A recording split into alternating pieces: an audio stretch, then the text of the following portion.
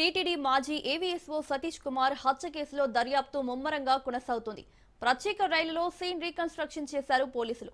Rayalaseema express వెళ్లినంత వేగంతోనే weekly express వెళ్తున్న రైలు నుంచి 2 బొమ్మలను అధికారులు తోసేశారు. దీంతో 2 బొమ్మలు పడిన చోటు నుంచి 2-3 అడుగుల లోపే ఉంది. రైల్వే ట్రాక్ నుంచి 100 అడుగులకు పైగా దూరంలో సతీష్ మృతదేహం కనిపించింది. సీన్ రీకన్స్ట్రక్షన్ తో సతీష్ కుమార్ హత్యపై పోలీసులకు క్లారిటీ వచ్చే అవకాశం ఉంది.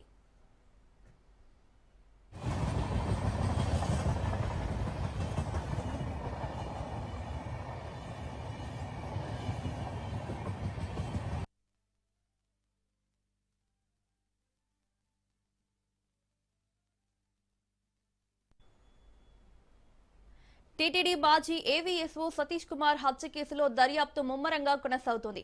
ప్రత్యేక రైల్లో సీన్ రీకన్స్ట్రక్షన్ చేశారు పోలీసులు.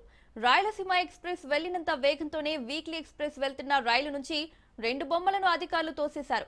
దీంతో 2 బొమ్మలు పడిన చోటు నుంచి 2-3 అడుగుల లోపే ఉంది. రైల్వే ట్రాక్ నుంచి 100 అడుగులకు పైగా దూరంలో సతీష్ మృతదేహం కనిపించింది.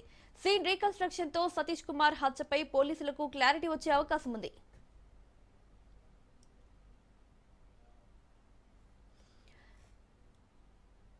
టీటీడీ మాజీ ఏవీఎస్ఓ సతీష్ కుమార్ హత్యకు సంబంధించి రీకన్స్ట్రక్షన్ చేసినట్లు తెలుస్తోంది. ఇక దీనికి సంబంధించి మరిన్ని అప్డేట్స్ మా ప్రతినిధి సురేష్ అందిస్తారు. సురేష్, రైట్ మోనికా, ఏదైతే పరకామణి కేసులో ఫిర్యాదుదారుగా ఉన్న మాజీ ఏవీఎస్ఓ సతీష్ అనుమానాస్పద మృతి కేసును హత్య కోణంలో పోలీస్ శాఖ దర్యాప్తు చేస్తుంది. ఇప్పటికీ 10 బృందాలుగా ఏర్పడి ఈ కేసు సంబంధించి పూర్తిగా దర్యాప్తు చేస్తున్నారు. ఎందుకంటే పూర్తిగా పోలీసులు వైద్యాధికారుల సిఐడి డీజీ రవిశంకర్ అయ్యర్ భేటీ అయ్యారు.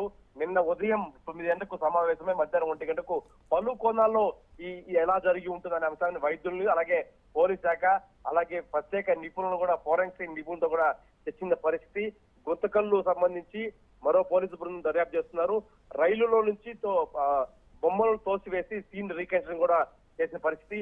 100 కిలోమీటర్లు వెళ్తున్న రైలు నుంచి 2 బొమ్మలను ఏవీఎస్ఓ సతీష్ వీటితో 2 బొమ్మలను ట్రైన్ లోంచి కిందకు తోసి ఏ విధంగా ముందుకు వెళ్తాయి, ఎటుపడిపోతే వ్యక్తి మృతి చెందుతాడనే అంశాన్ని డిఐజీ రవిశంకర్ అయ్య స్వయంగా పరిశీలించారు. సంచలనం కలిసిన ఈ కేసులో ఇప్పటికీ పలు బృందాలు విచారిస్తున్నాయి. పూర్తిగా 13వ తేదీ రాత్రి 11:50 ట్రైన్ ఎక్కినట్టుగా సీసీటీవీ ఫుటేజ్ లో కనబడుతుంది. ఏవీఎస్ఓ సతీష్ పరకామణి కేసులో కీలకంగా మారిన అంశము.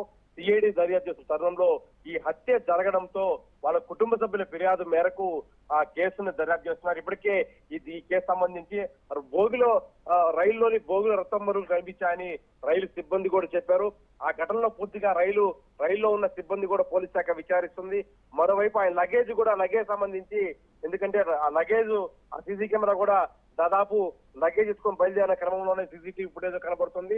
అయితే 29గా రిజర్వేషన్ చేసుకున్న సతీష్ 11వ బోగిలో లగేజ్ దొరుకుతుందని సిబ్బంది చెప్తున్నారు. లగేజ్ అక్కడ దొరకడానికి కారణం ఏంటి, ఆ సిబ్బంది ఎప్పుడు గుర్తించారు, ట్రైన్ లోంచి ఎవరితోనైనా మాట్లాడే ప్రయత్నం చేశారా, అలాగే గత 3 నెలల కాల్ డేటాని బయటకు తీయాలని ఫోరెన్సిక్ కూడా ఆదేశాలు జారీ చేశారు. అదే డిఐజీ ఎవరైతే షీమూషి, సిఐడి డీజీ రవిశంకర్ అయ్యారు, ఆ జిల్లా ఎస్పీ జగదీష్ పూర్తి స్థాయిలో భేటీ 10 బృందాలను ఏర్పాటు చేసి ఉన్నారు. పూర్తిగా ఈ కేసుని ఛాలెంజ్ గా తీసుకున్నారని చెప్పుకోవాలి. కీలక దశలో హైకోర్టు ఆదేశాలతో పరకామణి కేసు విచారణ సమయంలో ఈ ఘటన జరగడం, మరోవైపు ఫస్ట్ అనుమానాస్పదిగా అనుకున్నప్పటికీ ఆ తర్వాత హత్యగా తేలడం, తన వెనకాల పెద్ద ఆయుధంతో దాడి అయినట్టుగా కనపడంతో ఇది పూర్తి స్థాయిలో హత్యగా పోలీస్ శాఖ దర్యాప్తు చేస్తుంది. దీని వెనకాల ఎవరున్నారు, ఎవరు హత్య చేయాల్సి వచ్చింది, ఎవరు ప్రమేయం ఉంటుంది, పోలీస్ శాఖలోనే ఉన్నారా, లేదా బయట వ్యక్తులు ఎవరైనా సుపారీ ఇచ్చి గ్యాంగ్ తీసుకొచ్చి హత్య చేశారా అనే కోణంలో పలు కోణాల్లో కూడా పోలీస్ శాఖ దర్యాప్తు చేస్తుంది. బోగుల రక్తం మరుగులుగా ఉండడాన్ని ప్రత్యేకంగా చూస్తున్నారు.